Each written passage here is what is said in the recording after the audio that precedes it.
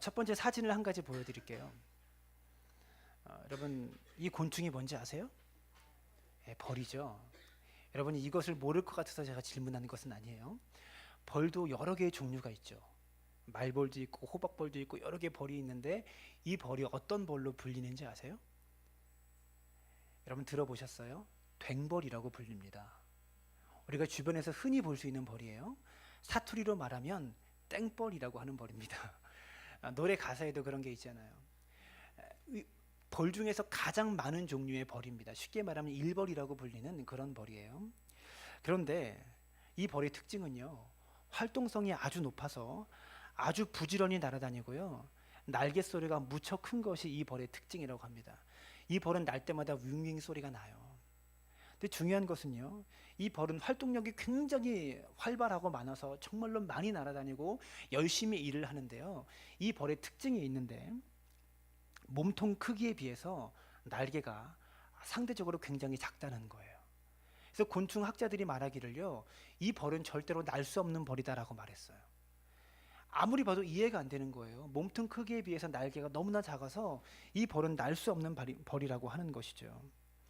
반면에 생물학적으로 볼 때 나는 데는 전혀 문제가 없는데, 몸통과 날개의 비율이 충분히 날 수 있는 비율이고 충분한 날개의 크기를 가지고 있는데 날아다니지 못하는 조류가 있어요. 뭘까요? 닭입니다.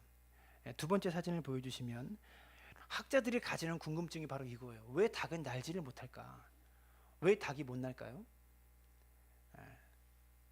몸의 사이즈로 보나 날개의 크기로 보나 몸의 구조로 보나 날 수 있어야 정상인데 날지를 못한다라는 거예요. 사랑하는 여러분, 우리는요, 자연 속에 살아가지만 자연 법칙대로 이 자연 법칙이 모든 것을 결정짓지는 않습니다. 날 수 있느냐 날 수 없느냐, 이것을 날개의 크기가 결정합니까? 아니라는 것이죠. 날 수 있는가 날 수 없는가, 이것은 이 동물이 가지고 태어난, 천생적으로 태성적으로 가지고 태어난 것이 결정하는 것이 아니라는 것이죠. 날개의 크기가 결정짓는 것이 아니고요, 몸통의 비율이 결정짓는 것이 아니라는 것입니다.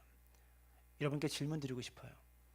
여러분은 땡벌처럼 살고 있습니까? 닭처럼 살고 있습니까? 충분한 날개가 있음에도 불구하고 내가 뭔가 조금 더 큰 날개를 가져야만 날 수 있을 것이라고 생각하면서 땅만 바라보며 모이를 쪼아다니면서 그렇게 살고 있지는 않습니까? 이미 충분한 날개를 가지고 있는데도 불구하고 더 높이 그리고 더 멀리 날아보려는 노력은 없이 나는 이렇게 살아도 만족해, 이런 마음으로 땅만 바라보면서 모이를 쪼으며 살고 있지는 않냐라는 것이죠. 저는요, 우리 성도님들의 삶과 저의 삶이, 그리고 우리 작은 이 사랑나무 교회가 비록 땡벌과 같은 작은 날개를 가지고 있더라도 여러분, 이 땡벌처럼 하늘을 부지런히 날아다닐 수 있는 그런 삶이 되어지기를 주님의 이름으로 축원합니다. 요즘 배들은요, 엔진을 이용해서 이 엔진의 추진력으로 이동하잖아요. 하지만 옛날 배들은요, 엔진이 없어서요, 바람으로 이동하던 시대가 있었습니다. 엔진처럼 이 방향을 결정할 수 없고요, 이 바람을 이용해서 움직였던 시대가 있었다라는 것이죠. 근데 중요한 것은요, 옛날 시절에 바다에서 배가 움직이는, 배의 방향을 결정하는 중요한 요소는 무엇이었을까요? 엔진이 없던 시대에 배가 움직이는 방향을 결정하는 것은 무엇으로 결정했을까요? 배의 크기나 바람이 아닙니다. 배 한가운데 달려있는 돛, 이 돛으로 방향을 결정했어요. 어떤 형태의 바람이 불든지 배 한가운데 세워져 있는 이 돛을 어떠한 방향으로 두느냐에 따라서 배의 방향이 결정되었다는 것이죠. 같은 배를 가지고, 같은 크기의 배를 가지고 같은 바람을 받으면서 움직이는데도요, 이 배는 이쪽으로 움직이기도 하고 저 배는 저쪽으로 움직이기도 합니다. 똑같이 불어오는 바람 속에서 전혀 다른 방향으로 배들이 흘러갈 수 있다는 것이죠. 우리가 살고 있는 세상도 그런 것 같아요. 똑같은 바람이 저와 여러분에게 불어오고 있습니다. 우리 모두는요, 연약한 인간이라는 것을 인정해야 됩니다. 내가 바람이 불어와라 라고 말한다고 그 바람이 나에게 불어오지 않고요, 이제 바람아 나에게 그만 좀 불어라 라고 말한다고 그 바람이 멈추지도 않습니다. 이쪽에서 부는 바람이 마음에 드니까 마음에 안 드니까 이제는 저쪽에서 좀 불어달라고 아무리 이야기하고 외쳐도요, 바람이 내 맘대로 움직이지 않는다라는 것이죠. 하지만요, 우리는 그처럼 능력 없는 인간이지만 바람이 불지 않아도, 바람이 내가 원하는 방향대로 불지 않아도요, 인간은요, 바람 속에서 무기력해 보이지만 하나님은 그 무기력함 속에서 우리에게 지혜를 주셨습니다. 내가 원하는 방향으로, 원하지 않는 방향으로 불어오는 바람을 도트를 이용해서, 그 도트를 이용해서 내가 원하는 방향으로 인생을 운전할 수 있게끔 지혜를 주셨다라는 것이죠. 우리 인생에 어떤 바람이 불어올지 우리는 알 수 없습니다. 때로는 바람이 불지 안 불지도 우리가 결정하지 못합니다. 그러나 지혜로운 사람은요, 불어오는 바람 속에서 내 마음의 돛을 어느 방향으로 묶어두어야 할까, 이것을 생각하는 사람이라는 것을 기억할 수 있게 되기를 바랍니다. 어렸을 때의 상처들, 과거에 좋지 않았던 기억들, 어려운 가정 형편, 가정의 파괴, 이런 이해할 수 없는 상황들 때문에 우리 삶이 깨어지는 것, 여러분 충분히 그럴 수 있습니다. 그러한 바람이 우리 삶 가운데 불어와요. 그런 일들이 일어나지 않도록 우리는 노력해야 하지만, 그러한 상황 속에서 우리가 가져야 되는 삶의 태도는 무엇이냐면, 그런 바람 속에서도, 그런 삶의 상황 속에서도 나는 내 인생의 돛을 어느 방향으로 묶어두어야 할 것인가, 이것을 생각하는 지혜가 우리 삶 가운데 필요하다라는 것이죠. 내가 한국에서 태어난 것 바꿀 수 없습니다. 남자로 태어난 건, 여자로 태어난 것 바꿀 수 없고요, 우리 부모 바꿀 수 없습니다. 타고난 성격이라는 것이 있어서요, 사람이 완전히 개조되기는 쉽지 않아요. 그러나 그 모든 것을 내가 인생의 바람으로 받아들이더라도요, 여기서 어떻게 하면 이 바람을 이용할 수 있을까, 이것을 생각하는 지혜가 저 여러분에게 필요하다라는 것이죠. 오늘 본문의 이야기를 보시면요, 다윗이 다스리는 이스라엘 나라가 드디어 안정기를 맞이했습니다. 다윗의 인생을 보면 참 파란만장해요. 한 왕국을, 이스라엘 왕국을 세웠는데도요, 이 왕국을 세우는 과정조차 순탄치 않았고요, 왕국을 세우고 난 이후에도 주변 나라들과의 수많은 전쟁 때문에 엄청난 전쟁을 치러야 했던 것이 다윗의 이스라엘 국가였습니다. 그런데 그 이스라엘 나라가 드디어 안정을 맞이하게 됩니다. 1절에 보시면 이렇게 말해요. 여호와께서 주위의 모든 원수를 무찌르사 왕으로 궁에 평안히 살게 하신 때에, 현재 다윗이 다스리는 이스라엘 나라의 상황입니다. 평안히 살아가고 있어요. 고민거리가 없고요, 더 이상 문제거리가 없습니다. 굳이 하나님을 찾지 않아도 삶의 안정이 따라오고 있었던 그런 시대였다라는 것이죠. 그런데 바로 그때 다윗의 마음속에 불현듯이 부담감이 찾아오기 시작하는 거예요. 나는 왕궁에서, 보기 좋은 이 왕궁에서 살아가는데 하나님의 임재의 상징인 이 언약궤, 법궤는 허름한 천막 속에 거주하고 있다는 사실이 다윗의 마음속에 부담감으로 다가오기 시작한 것입니다. 예전부터도 다윗은요, 하나님의 법궤를 좋은 곳으로 옮기고 싶었지만, 다윗의 입장에서 한번 생각해 보면요, 선지자도 다윗에게 이야기하지 않았고요, 이스라엘 백성도 이야기하지 않았고, 제사장도 다윗에게 건의하지 않았고요, 하나님도 이 법궤에 대해서 아무 말씀도 하지 않으셨기 때문에 자꾸만 다윗이 뒤로 미루었던 일입니다. 하지만 다윗은 하나님을 위해서 성전을 지기로 결단하고요, 선지자 나단을 찾아가서 이 문제를 나단과 함께 의논합니다. 2절에 이렇게 말하죠. 왕이 선지자 나단에게 이르되 볼지어다 나는 백향목 궁에 살거늘 하나님의 궤는 휘장 가운데 있도다, 이렇게 말하고 있습니다. 여러분 보세요. 먹고 살기가 힘들어서, 자식이 속을 새겨서, 아니면 건강이 나빠져서, 경제적인 큰 어려움이 와서, 이런 인간적인 어려움들이 없는데도 불구하고 갑자기 다윗의 마음속에 하나님의 임재의 상징인 언약궤가 허름한 천막 속에 있다는 것이 다윗의 마음을 아프게 한 것입니다. 다윗은 지금 복을 받고 싶어서 이 언약궤를 위해서 성전을 지으려고 하는 것이 아닙니다. 그의 마음속에요, 하나님을 존귀히 여기는 마음, 하나님을 귀하게 여기는 마음, 인간이 나는 백향목 궁에 거하는데 하나님의 임재의 상징인 언약궤는 허름한 천막 속에 있다는 것이 불편한 것입니다. 이것은 신앙에서 나오는 마음이에요.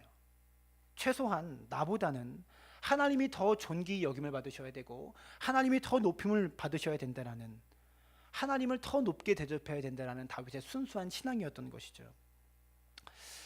하나님을 잘 섬기는 사람들은요, 하나님과 관련된 모든 것을 귀하게 여기려고 노력합니다. 여러분 저는요, 이 1,000명 정도 되는 1,000명 조금 안 되는 큰 교회에서 부목사로 생활해 본 적도 있고 우리 교회 같은 작은 개척교회에 교육전도사로 섬겼던 경험도 있어요. 제가 작은 개척교회에 교육전사로 섬기고 있었을 때의 그런 일입니다. 그때 예배당은요 겨우 20평짜리 저희 교회만한 그런 작은 교회였어요. 우리처럼 이렇게 얕은 강단에 이 조그만 강대상을 가지고 이렇게 예배를 드렸던 그런 교회였습니다. 한 집사님이요 주일 날만 되면 교회에 1시간 일찍 오셔요. 1시간 일찍 오시는데 그냥 오시는 것이 아니고요, 집에서 한 번도 쓰지 않았던 새 수건을 가져오셔요. 집에서 한 번도 쓰지 않았던 새 수건을 가지고 강대상을 닦기 시작합니다. 그리고 그 다음부터 이 수건을 집에 가지고 가셔서요 집에서 생활을 위해서 쓰세요. 그분은요 그렇게 하는 이유가 한 가지입니다. 이 강대상에서 흘러나오는 말씀을 통해서 영적인 힘을 공급받고 세상을 살아갈 수 있는 힘을 얻기 때문에 이 강대상을 가장 귀하고 가장 소중하게 여기고 그렇게 다룬다는 그분만의 신앙 고백이었던 거예요. 복을 받기 위해서가 아닙니다. 그분은 이 강대상 자체를 너무나 귀하고 소중하게 여기시는 거예요. 우리 믿음의 선배들은요 하나님과 관련된 모든 것들을 귀히 여기고자 하는 그런 마음이 우리 믿음의 선배들에게 있었다라는 것이죠. 하나님 앞에 1,000원짜리 헌금을 해도요 과거에 믿음의 선배들의 간증을 들어보면요 다 다리미로 다려서 반듯하고 깨끗한 돈만 하나님께 헌금을 드렸던 그런 수도 없이 많은 간증들 우리가 듣지 않습니까? 하나님과 관계된 모든 것들을 소중히 여기는 마음, 여러분 그것을 가지고 그분에게요 강대상은 여기서 영적인 것이 흘러나오는 것이 아니야, 그냥 물건이야, 이런 설명이 필요 없는 것입니다. 하나님을 위한 순순한 마음과 순전한 신앙적인 태도를 가지고 하나님을 섬기고자 하는 다윗에게 교회는 건물이 아니야, 교회는 하나님께 구원받은 예배하는 자들이 모이는 그런 모임이 교회야, 이렇게 신학적인 논쟁해봤자 소용없는 것입니다. 다윗은요 그저 하나님을 귀하게 높이 여기고 싶었던 거예요. 다윗의 그런 순수한 마음이다라는 것이죠. 저는 우리 모두에게 이 집사님과 같은 이런 마음이 있기를 바랍니다. 우리 믿음의 선배들이 남긴 이 소중한 유산과 전통은요 우리가 이어받아야 된다고 생각해요. 성전, 성물, 선구, 성직자, 성직, 이 모든 것들을 귀히 여기는 마음, 이 신앙의 전통들은요 우리가 이어받아야 하는 것이죠. 여러분 다윗이라는 정치인이 나단이라는 선지자를 만나서 헌신하고 싶다고 말하는데, 하나님을 위해서 뭔가 하고 싶다고 말하는데, 여러분 그것을 누가 말리겠어요?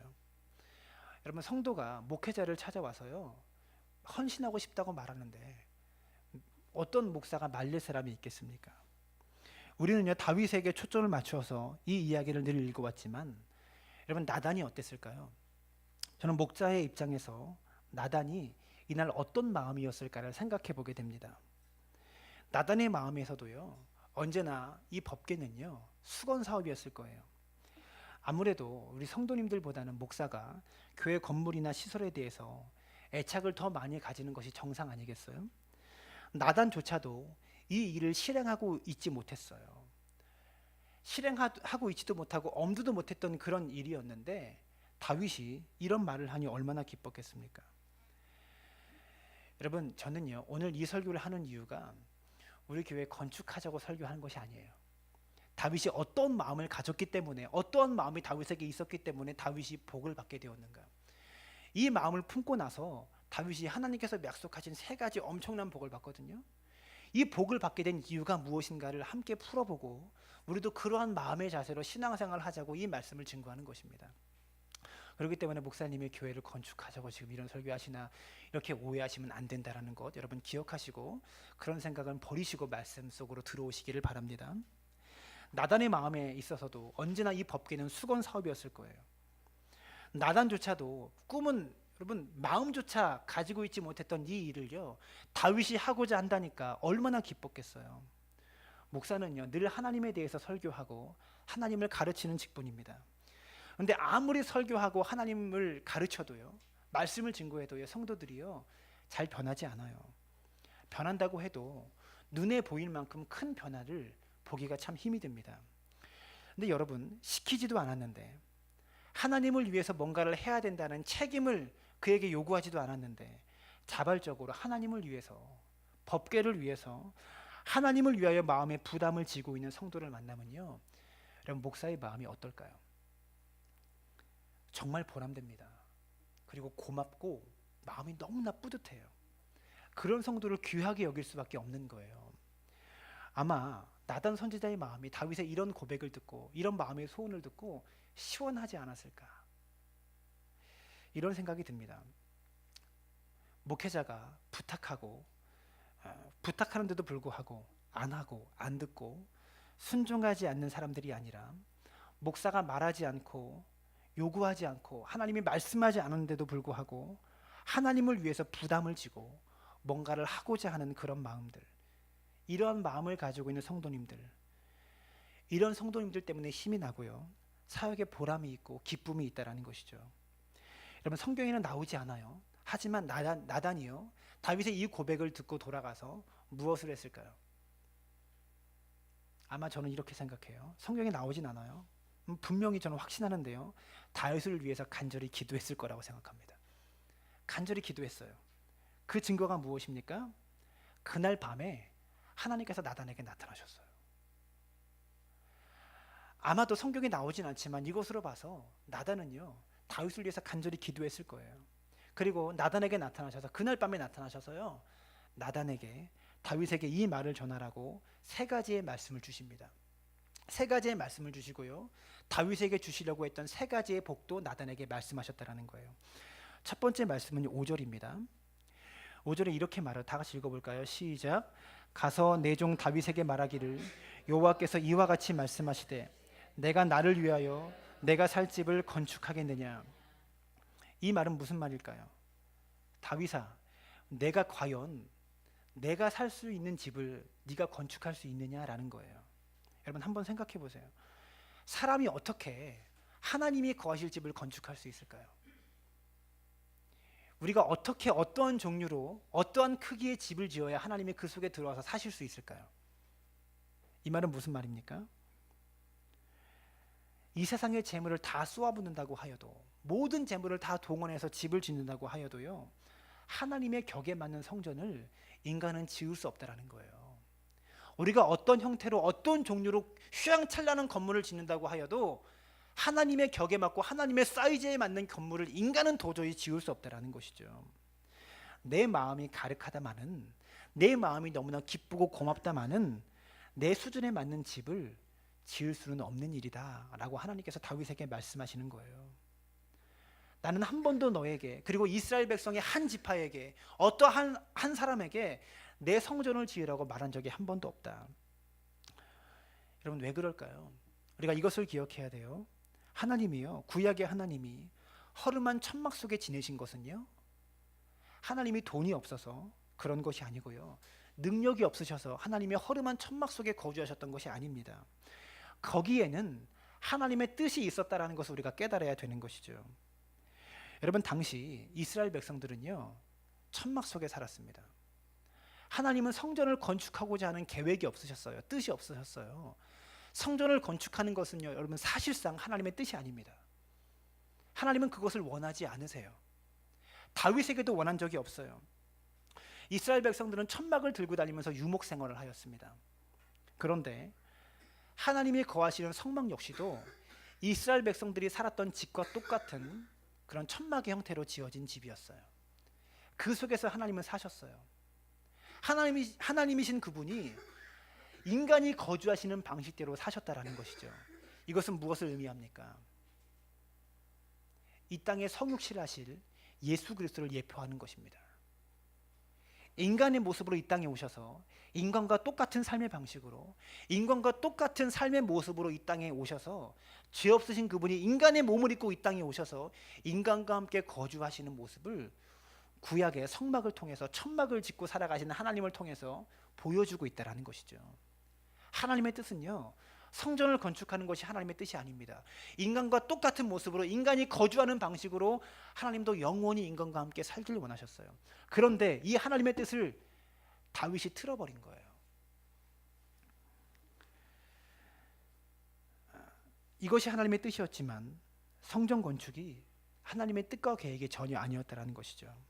또한 하나님은요, 두 번째로 다윗에게 이렇게 말씀하십니다. 8절에 그러므로 이제 내 종 다윗에게 이와 같이 말하라. 만군의 여호와께서 이와 같이 말씀하시기를 내가 너를 목장 곧 양을 따르는 데에서 데려다가 내 백성 이스라엘의 주권자로 삼고. 무슨 말입니까? 이렇게 말씀하시는 거예요. 다윗아, 내가 기껏 최선을 다해서 네 인생 살아봤자 너는 목동이었다. 너는 목동에 불과했다. 그러나 내가 너를 데려다가 너를 이스라엘 나라의 왕으로 삼았다. 여러분, 다윗이 성실하게 인생을 살아오긴 했지만요, 자신의 힘과 자신의 능력으로 자신의 계획으로 살았다면 지금 이 왕의 자리는 절대로 다윗이 올 수 없는 자리였어요. 하나님은 지금 다윗에게 그것을 말씀하시는 것입니다. 내가 나를 위해서 집을 짓겠다고? 좋은 생각이야. 그 순수한 신앙은 내가 너무나 기뻐한단다. 그러나 이 집을 짓는 일 앞에서 내가 생각해야 될 것이 있다. 내가 집을 짓는다고 할지라도 내 집을 질 수 있는 모든 자원, 능력, 돈, 사람 누가 준 것이냐? 누가 준 것이냐? 이거 묻고 있는 거예요. 하나님은 다윗에게 이것을 말씀하고 계시는 것입니다. 사랑하는 여러분, 다윗은요, 하나님께서 다윗을 왕으로 세우지 않았다면요, 꿈조차도 꿀 수 없는 일이에요. 그런데 이 모든 것을 내가 너에게 준 것이다 라고 하나님께서 말씀하고 있다는 것입니다. 그렇게 하나님께서 이 두 가지를 말씀하신 다음에 세 번째로 너의 그 마음은 너무나 귀한 마음이다 라고 말씀하세요. 훗날에 솔로몬이 성전을 지을 때 백성들 앞에서 다윗이 하나님의 성전을 짓고 싶었던 소원을 솔로몬이 백성들에게 말했을 때 이때의 일을 솔로몬이 이렇게 이야기합니다. 열왕기상 8장 17절부터 18절 말씀인데 우리 함께 읽습니다. 시작. 내 아버지 다윗이 하나님 여호와의 이름을 위하여 성전을 건축할 마음이 있었더니 여호와께서 내 아버지 다윗에게 이르시되 내가 내 이름을 위하여 성전을 건축할 마음이 있으니 이 마음이 내게 있는 것이 좋도다. 이 마음이 내게 있는 것이 좋도다. 여러분, 하나님께서 천지를 창조하시면서 보시기에 좋았더라라고 말씀하셨어요. 그것처럼 다윗이 이 마음을 가지고 있는 것, 하나님을 높이고자 하는 이 마음을 가지고 있는 것, 이 마음이 내게 있는 것이 너무나 좋도다라고 말씀하고 있는 것입니다. 우리 한번 따라해 볼까요? 이 마음이 내게 있는 것이 좋도다. 여러분, 하나님은요, 좋아하시면 절대로 하나님은 좋아하시면 가만히 두지 않으세요. 반드시 복을 주세요. 이것이 하나님의 법칙입니다. 이때 다윗에게 약속하신 복이 세 가지예요. 첫 번째 복은 어떤 복을 받았냐면요, 이 마음의 소원을 품은 다윗에게 하나님께서 어떠한 복을 주셨냐면요, 9절에 땅에서 위대한 자들의 이름같이 내 이름을 위대하게 만들어 주리라. 목동에서 왕의 자리에 오른 것이 끝이 아니라 왕으로서 너의 이름과 너의 존재가 존귀하게 여김받게 될 것이다. 너를 위대한 왕으로 내가 만들어 주겠다라고 하나님 말씀하셨던 것입니다. 여러분, 우리의 인생이 한 번 살다가 그냥 죽는 인생인데 그 이름과 그 존재가 위대한 이름으로 사람들에게 기억된다면 얼마나 좋겠어요. 얼마나 명예롭습니까? 하나님은요, 다윗에게 지금 그것을 약속하고 계시다라는 거예요. 두 번째로 다윗이 받은 복은요, 위대하게 될 뿐만이 아니라 너의 삶에 안정이 있을 것이다 라고 말씀하세요. 여러분, 왕의 자리에서 최고의 축복은 무엇일까요? 그 왕의 자리를 계속해서 안정되게 유지하는 것 아닙니까? 하나님은 다윗에게 너의 삶 가운데 안정이 있을 것이다 라고 약속하고 계시다라는 것입니다. 10절에 이렇게 말하죠. 내가 또 내 백성 이스라엘을 위하여 한 곳을 정하여 그를 심고 거주하게 하고 다시 옮기지 못하게 하며 악한 종류로 전과 같이 그들을 해하지 못하게 하며. 하나님이 지키시고 보호하시기 때문에 삶의 안정이 주어집니다. 다시 옮겨 다니지 않고요, 악한 것들이 너를 해하지 못할 것이라고 약속하셨다라는 거예요. 여러분, 오늘날 우리가 아무리 좋은 직장에 다녀도요, 은퇴할 때까지 그 직장을 보존받는 사람은 아무도 없어요. 아무리 큰 사업을 하고 아무리 사업을 잘하는 수완이 좋아도요, 그 사업을 죽을 때까지 안정적으로 할 수 있다고 보장받는 사람은 한 사람도 없다라는 거예요. 그래서 이 시대는요, 직장이 없는 사람은 직장이 없어서 불안하고 직장에 있는 사람은 언제 잘릴지 몰라서 불안한 것이 이 시대의 특징입니다. 그리고 뭔가 성취를 이룬 사람은요, 언제 이 사업이 망할지 몰라서 불안한 것이 이 시대예요. 그래서 사람들이요, 미래를 보장받기 위해서 안정감을 찾기 위해서 돈을 움켜쥐려고 합니다. 안정에 대한 갈망 때문에 돈에 대한 집착이 생기는 것이죠. 그런데 여러분 오늘 다윗을 보세요. 보험 들지 않았습니다. 적금 들지 않았습니다. 펀드에 가입하지 않았습니다. 건강을 위해서 뭔가 헬스를 다니거나 보약을 먹은 것도 아니에요. 그런데 하나님이 약속하시기를 너의 삶이 안정될 것이다 라고 약속하셨던 거예요. 이 복을 누리시기를 주님의 이름으로 축원합니다. 세 번째로 다윗이 받은 복은 무엇입니까? 다윗이 한 번도 생각하지 못했던 복이에요. 어떠한 복이냐면 후손에 대한 복입니다. 11절 말씀을 보면 하나님이 이렇게 말씀하세요.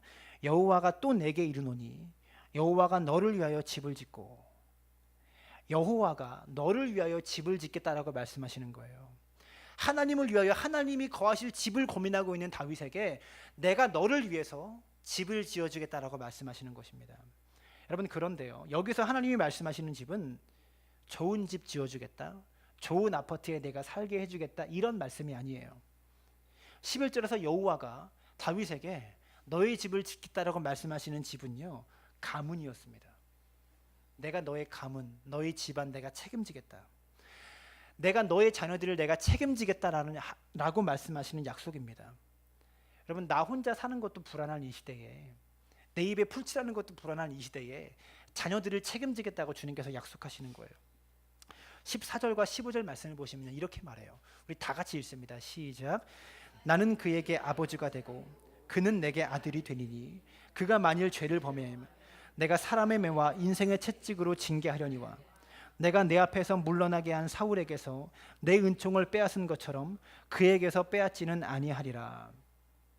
이렇게 말씀하고 계세요. 하나님께서 너의 자녀들을 내가 책임지겠다.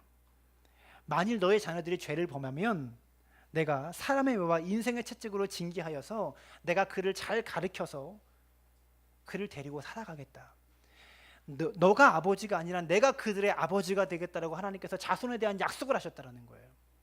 그리고요, 다윗의 왕권이 자녀들에게 영원히 이어질 것이다라는 약속을 또한 주시는 거예요. 여러분 다윗에게요, 왕의 개념은요, 다윗이 어떻게 왕이 되었습니까? 다윗에게 왕권의 개념은 다윗이 가지고 있는 낳은 자녀들에게 왕이 이어지는 개념이 아니었어요. 여러분 사울이 어떻게 왕이 됩니까? 하나님께서 사울에게 찾아가셔서 기름 부으셨기 때문에 사울이 왕이 된 거예요. 그러다가 다윗이 또한 어떻게 왕이 됩니까? 사울의 자녀들이 계속 왕위를 이어받은 것이 아니고요, 하나님께서 다윗을 만나셔서 다윗에게 기름 부으셨기 때문에 다윗이 또 왕이 된 거예요. 그렇기 때문에 다윗에게 가지고 있던 왕의 개념은요, 내 자녀들이 왕위를 계속 이어받는 것이 다윗이 가지고 있는 왕의 개념이 아니었어요.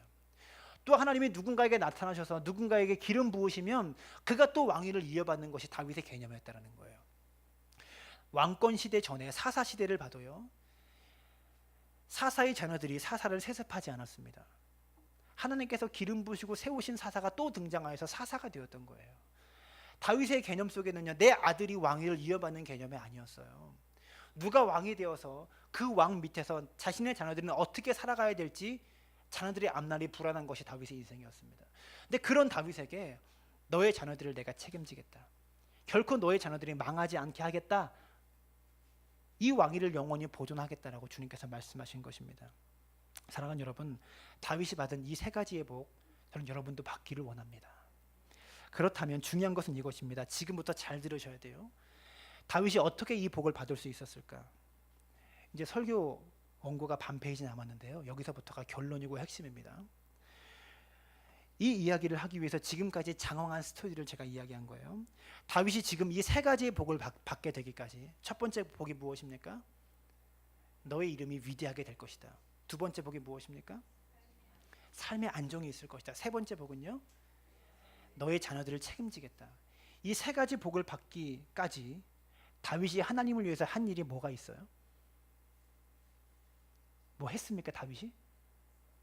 아무것도 안 했어요. 성전을 지었어요? 안 지었어요. 일꾼을 고용해서 건축을 시작했습니까? 안 했어요. 바닥 공사라도 했습니까? 아니면 이 성전을 지을 설계도나 조감도라도 다윗이 의뢰해서 그렸나요? 아무것도 한 거 없어요. 다윗은 지금 하나님을 위해서 한 것이 아무것도 없습니다. 아무 일도 하지 않았습니다. 그저 하나님을 높이 여기고 존귀히 여겨서 하나님을 위해서 성전을 짓고 싶은 마음의 소원, 그거 한 가지 가진 것뿐이에요. 근데 하나님은요, 다윗에게 엄청난 복을 주셨어요. 다윗은요 아무 일도 안 하고 복만 엄청나게 받은 거예요. 우리는요 종교적인 열심이 있어야 되고요, 무슨 일을 해야 되고 무슨 헌신을 크게 해야 복을 받는다고 생각합니다. 그런데 하나님은요 하나님을 위한 선한 마음만 품어도 복을 주세요. 아멘을 하세요, 여러분. 예? 하나님을 위한 마음의 소원, 이 선한 마음만 품고 있어도 하나님은 왕창 복을 주신다라는 거예요. 따라해 볼까요? 이 마음이 내게 있는 것이 좋도다. 그냥 좋으신 것이 아니에요. 너무나 좋으신 거예요, 하나님은. 저와 여러분이 하나님을 위해서 마음의 소원을 품고 있는 것을 하나님은 너무나 기뻐하신다라는 거예요. 여러분 고린도후서에 보면요 헌금에 대한 이야기가 많이 나오는데요, 하나님의 헌금의 기준이 무엇입니까? 기쁜 마음으로 하는 자에게 복을 주신다고 말씀하셨어요. 이것을 성경은요 즐겨내는 자라고 표현합니다. 즐겨낸다라는 것은 빈도수를 말하는 것이 아니에요. 즐거운 마음으로 내는 자, 이것을 뜻하는 것입니다. 무엇을 말합니까? 중심입니다. 마음입니다. 우리가 가지고 있는 마음, 여러분 아무리 대단한 일을 한다고 해도요, 교회를 위해서 하나님을 위해서 아무리 큰 일을 한다고 해도 중심이 잘못되어 있으면 복을 받을 수가 없어요. 반면에 아무것도 할 수 있는 일이 없어도 그 중심에서 하나님을 향해서 불타오르는 마음, 선한 마음이 있다면, 그리고 그 마음을 하나님께서 보시게 되면 반드시 복을 주신다라는 거예요. 사랑하는 여러분, 아무것도 하지 않고서 복을 받은 다윗, 하나님을 섬긴다고 하면서 정작 하나님을 위하는 마음에 열망이 없으면 여러분 그 사람이 하나님을 위해서 어떠한 삶을 살아가겠어요? 아까 제가 간증했던 그 집사님처럼 우리가 하나님을 지극히 대접하고 극진히 여기는 그런 마음을 품고 있으면 하나님은 그 마음을 품은 것만을 보셔도 우리 삶 가운데 복을 주신다라는 거예요. 다윗이 한 것은요 하나님에 대한 선한 소원 품은 것뿐입니다. 그리고 그 소원을 나단에게 이야기한 것뿐이에요. 하나님을 향한 우리의 선한 마음이 하나님께 알려질 때, 그리고 혹은 하나님과 이어질 때, 그때 복이 임하고, 그때 기적이 임하고, 그때 하나님의 역사가 일어나고, 그때 하나님의 은혜가 우리에게 부어진다라는 것입니다. 사랑하는 여러분, 하나님을 위해서 선한 마음 품으십시오. 하나님을 위해서 뭐라도 하려고 하는 마음, 뭐라도 하고 싶은 그런 마음, 이 마음 품어보세요.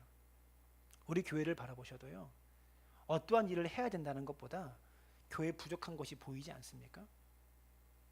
여러분 이것에 대한 선한 마음들을 품는다면 하나님은요 너무나 좋으셔서 우리 삶 가운데 복을 안 주실 수가 없다라는 것이죠. 그 동기가 순수하고 선하다면, 하나님을 높이고자 하는, 하나님을 위한 순수한 마음이라면 복을 안 주실 수가 없다라는 것입니다.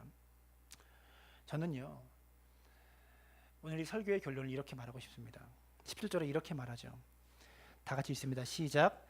나단이 이 모든 말씀들과 이 모든 계시대로 다윗에게 말하니라. 사랑하는 여러분, 여러분께 이렇게 부탁드려도 될까요? 여러분은 다윗처럼 사십시오.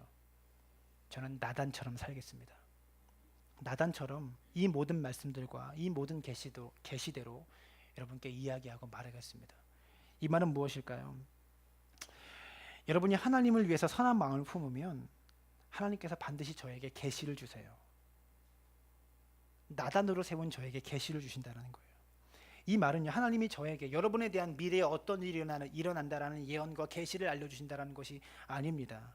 무슨 말일까요? 설교가 곧 계시입니다. 말씀이 곧 예언이에요.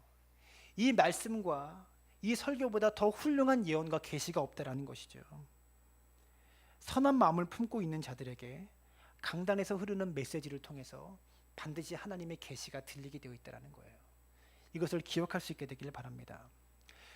말씀의 결론 맺겠습니다. 여러분 우리는 땡벌과 같은 존재입니다. 날개가 너무나 작아요. 가지고 있는 것이 별로 없어요. 그런데 이 작은 날개를 가지고서 하나님을 위해서 뭐라고 하려도 하고, 뭐라고 하나님을 위한 소원을 갖기 위해서 노력한다면, 그렇게 계속 날가짓 하다 보면요 우리는요 하나님을 위해서 날아오를 수 있습니다. 반면에 가지고 있는 것은 엄청나게 많은데 충분히 날 수 있는 조건은 다 되어지는데 땅만 바라보고 세상의 것만 바라보고 땅에 있는 모이만 쪼으려고 한다면 우리는요 영원히 날 수 없는 존재가 될 수밖에 없습니다. 사랑하는 여러분, 땡벌처럼 우리가 가지고 있는 날개는 적지만 주님을 위해서 뭐라도 하려고 하십시오. 그런 마음의 선한 소원을 보시고 주님 우리 삶 가운데 복을 주신다는 거 기억하시고 주님을 위한 선한 소원 품고 열심히 땡벌처럼 일하려고 날아오르려고 노력하는 믿음의 사람들 되어지시기를 주님의 이름으로 축원합니다.